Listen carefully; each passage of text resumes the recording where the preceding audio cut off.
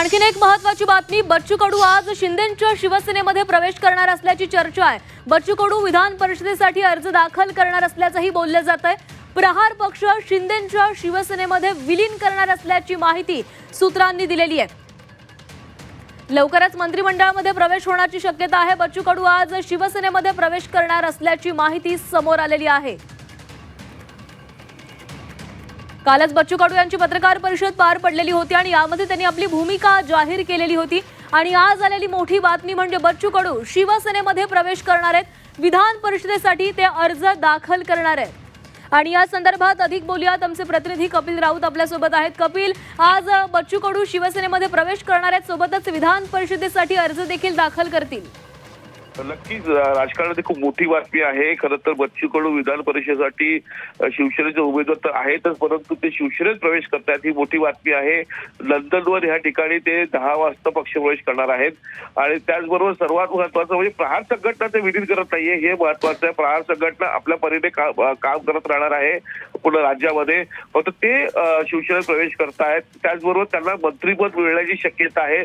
तसं दिव्यांग मंत्रिपद हे मंत्रिपद त्यांना दिलं होतं, दिव्यांग विभाग त्यांना देण्यात आला होता। अशाच प्रकारचा एक विभाग त्यांना देण्यात येऊ शकतो आणि एक मंत्रिपद त्यांच्या वाटी लागू त्यांच्या वरती लागू शकतो, असं एक महत्त्वाची बातमी समोर येत आहे। त्यामुळे मोठी घडामोड बोलू शकतो। काही वेळातच शिवसेनेमध्ये बच्चू कडू प्रवेश करत आहेत।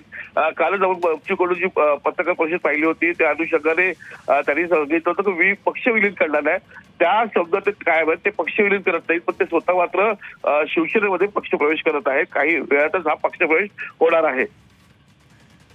कपिल, खरं तर बच्चू कडू यांच्यावर टीका देखील झालेली होती, विरोधकांकडून त्यांच्यावर टीका झालेली होती की बच्चू कडू अशा प्रकारे जातील शिवसेनेसोबत असं वाटत नाही, त्यांच्यावर कुणाचा दबाव असू शकेल असंही वाटत नाही, असं विरोधकांकडून म्हटलं जात होतं। आणि आज जर बच्चू कडू प्रवेश करणार असेल तर त्यांना टीकेचं धनी व्हावं लागणार आहे। नक्कीच खरं तर ही टेक्निकल बाब आहे, तांत्रिक बाब आहे। जर तुम्हाला विधान परिषदेवरती शिवसेनेकडून जायचं असेल तर शिवसेनेमध्ये तुम्हाला पक्ष प्रवेश करणं गरजेचं आहे।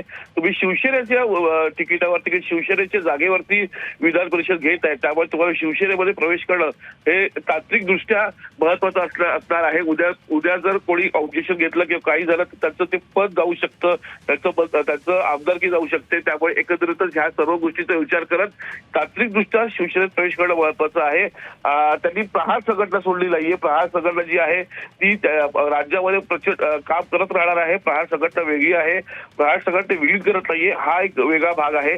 त्यामुळे तांत्रिकदृष्ट्या शिवसेनेत प्रवेश करणं हे गरजेचंच आहे।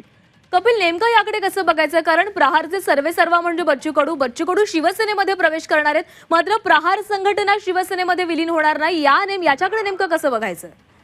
नक्कीच प्रहार संघटनाचा आपण जर इतिहास बघितला तर प्रहार संघटना देखील दिव्यांगांसाठी, अपंगांसाठी किंवा शेतकऱ्यांसाठी त्यांनी मोठे आंदोलन केलेले आहेत। प्रहार संघटनेचं एक वेगळं विशेष महत्व महाराष्ट्रामध्ये आहे आणि ते कुठेतरी संपूर्ण आहे। त्याचा जो एक स्वतंत्र जो त्याची जी चाल आहे, स्वतंत्र जी एक वेगळी शैली आहे ती कुठे संपूर्ण आहे। त्यासाठी प्रहार संघटना कधी विलीन त्यांनी केली नाहीये, तर तांत्रिकदृष्ट्या शिवसेनेत जाणं गरजेचं आहे। उद्या जर कोणी ऑब्जेक्शन घेतलं तर नक्कीच त्याचं पद जाऊ शकतो। या दृष्टिकोनातून ही पावलं उचलली गेलेली आहे।